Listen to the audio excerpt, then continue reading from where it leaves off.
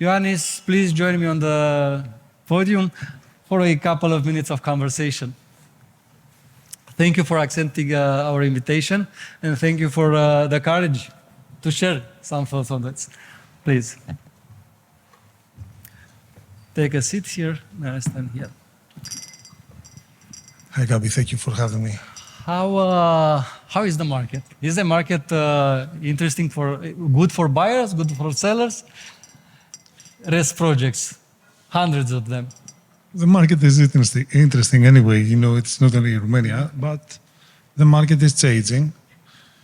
So I remember the days back in 2020 or 2021 that the foreign investors were not many. The development, the new round of the new wave, let's say, of renewable energy was just starting after quite long pause. So back then it was mainly the sellers market. Very few of them, they were quite advanced, and everybody was coming from abroad without having feet on the ground. It was quite hard. Nowadays, I believe that the market is getting more stabilized and go to the normal market characteristics like any other market. I believe that nowadays it's more like buyer's market, and that depends on many other parameters like the project, the kind of the project, the characteristic of the project, if the potential investor is located in the country or not. I saw two main indicators in the terms of merger and acquisition in the RES market in Romania. Some players have a target decided in board, will invest 100 million euros and we are looking for a project. And there are others who are saying we plan for a portfolio of a number of megawatts, let's say. Is this the same thing? Is this something, how do you see it from your perspective, from European energy perspective? When you are entering in a market, you make your budget. Okay. And the budget, you can present it or be reflected in several ways. So it's much easier to have a big capacity project. So talking about the money and talking about the time consuming in order to have a transaction in comparison with a pipeline. On the other hand, there are other difficulties like how you're going to obtain the offtake solution in order to make it to go on. How does the process go? When I suppose being a buyer market, you are approached by many companies, many people interested in selling you their projects. What's the process? Actually, we're sitting in both sides of the table because we are a commercial company, we're developing, and sometimes we're selling also. It's not only buying. So yes, the dialogues actually that we participate, it is sitting either or. The steps are very typical, having the teaser, and most of the time when we are sitting on the buyer side, the teaser is not good enough. It's not good enough because, somehow the approach comes from people that don't have the real mandate in order to communicate and to share the crucial information in order to have a principal evaluation. And then to see if it is worth it or not to move on, or without evaluating a project doesn't mean that the project is not good. Maybe it's not according to your plan, your budget, your targets. And then it is a little bit to see some critical characteristics that differs. Let's say a project at ready-to-build stage defined by whom? Defined by the developer. There is no clear definition on this? No, it is clear, but it is totally different approach because the developer defines the ready-to-build status considering the minimum requirements, the legislation set. On the other hand, you go to have a dialogue with the investment committee inside your organization or with a financier. And then you realize that whatever it is said, like a ready-to-build, is not actually ready-to-build.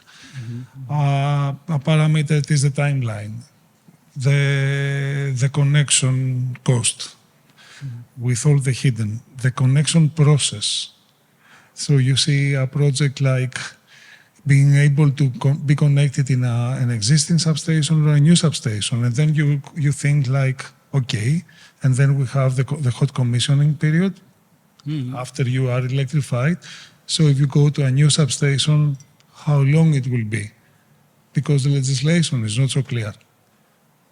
What is your approach with the European Energy? You do all the work inside, or do you also work with some outside teams in order to help you filter some projects and make a decision? Both. So we have our local team, and we have big support from the colleagues coming from our headquarters. It is quite big knowledge and experience stored there, sharing, and then we try to see what it is the trend of the market, not considering only what it is the today, but considering the tomorrow. You can imagine that when you start to develop a project or to purchase a project towards to ready to build, you have to think and to predict the unpredictable because it takes some time.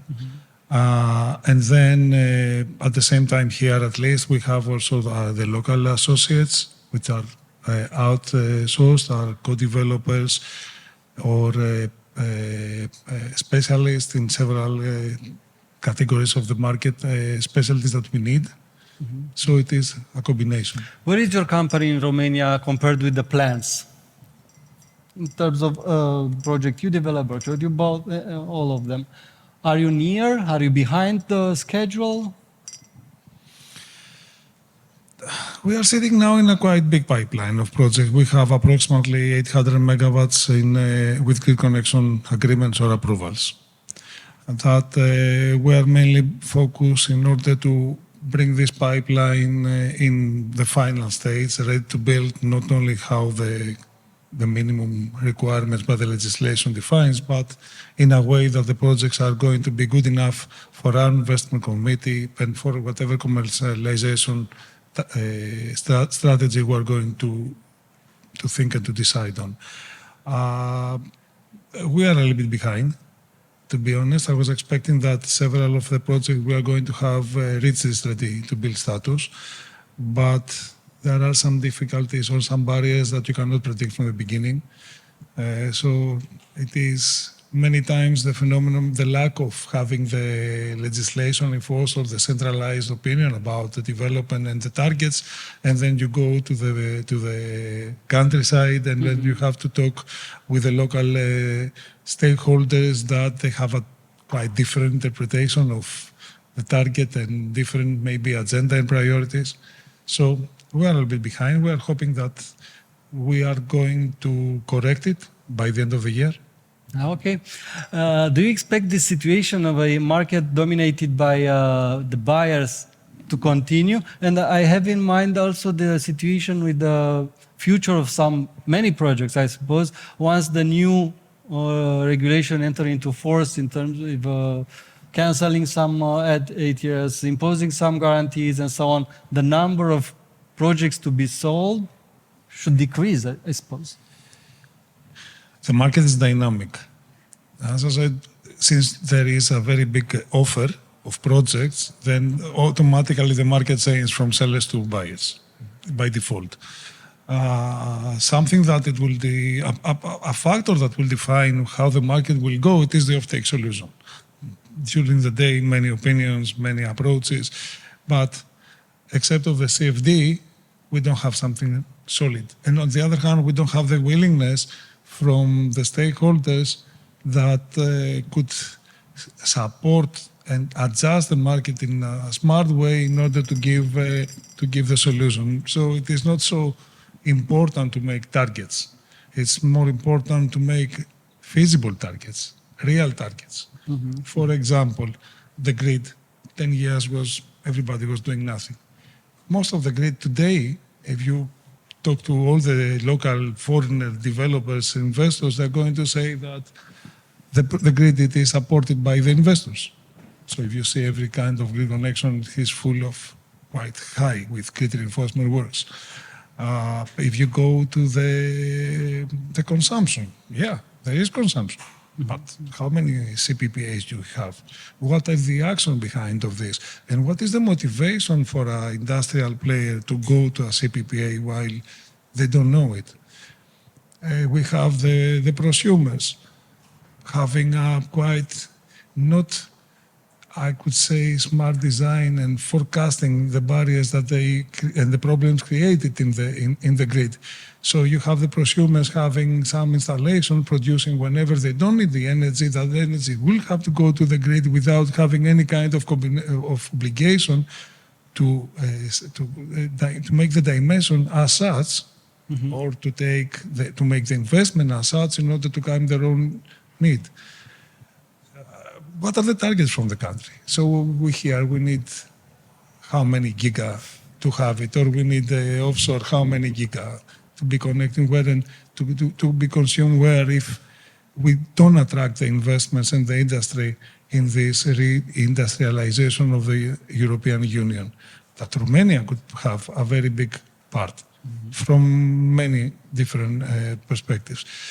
So the market is changing. The market is going to be dynamic. It will never stop being dynamic. What I predict, or what I say, that it is a buyer's market currently doesn't mean that it will always continue.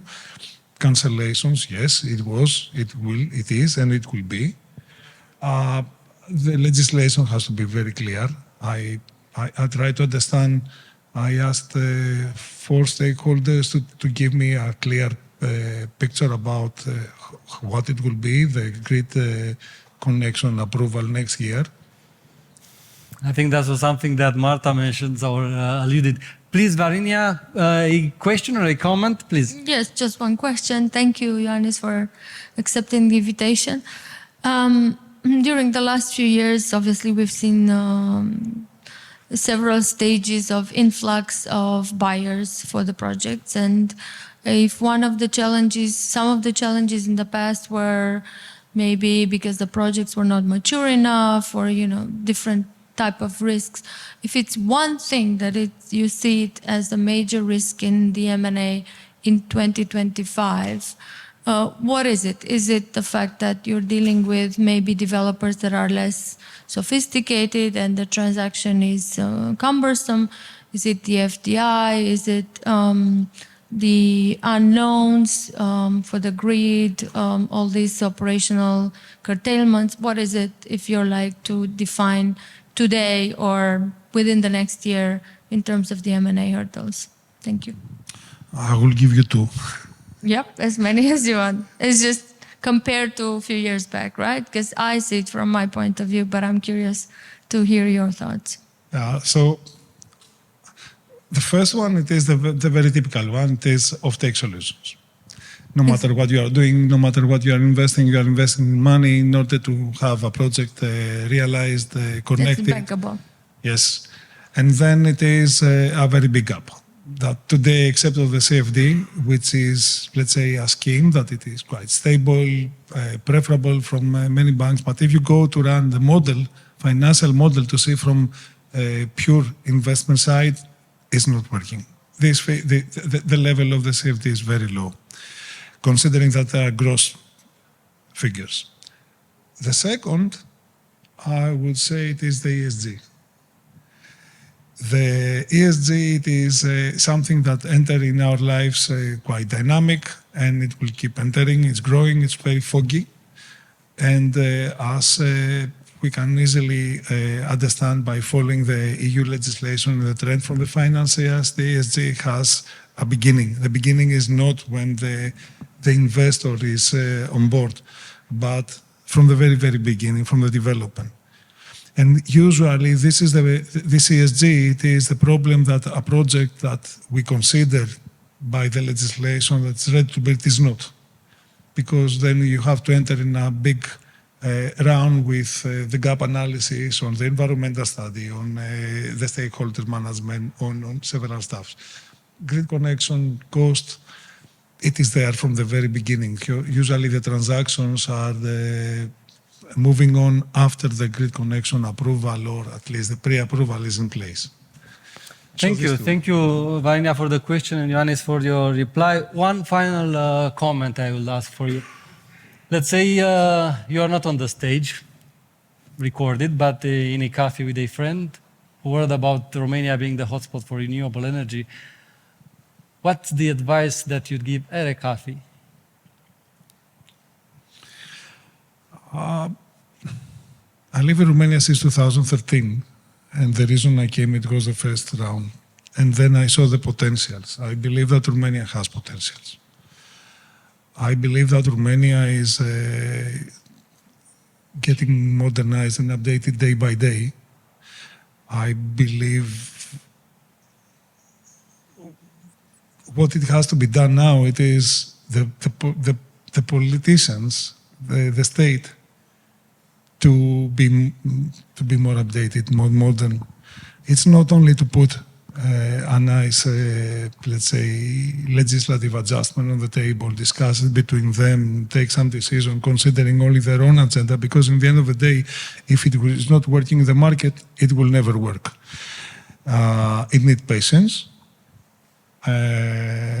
but I believe that Romania, especially after the unfortunate situation of the neighboring country, Ukraine, is much higher in a geopolitical map. On the stage and off the stage in a coffee. The same. I say the same. Yes, I believe Romania is a nice place to be there, but be focused, be patient, and have also a combination, whatever you are bringing from abroad and whatever you can get locally. Thank you. Thank you very much for this conversation. And good luck with your projects from now on. Thank you.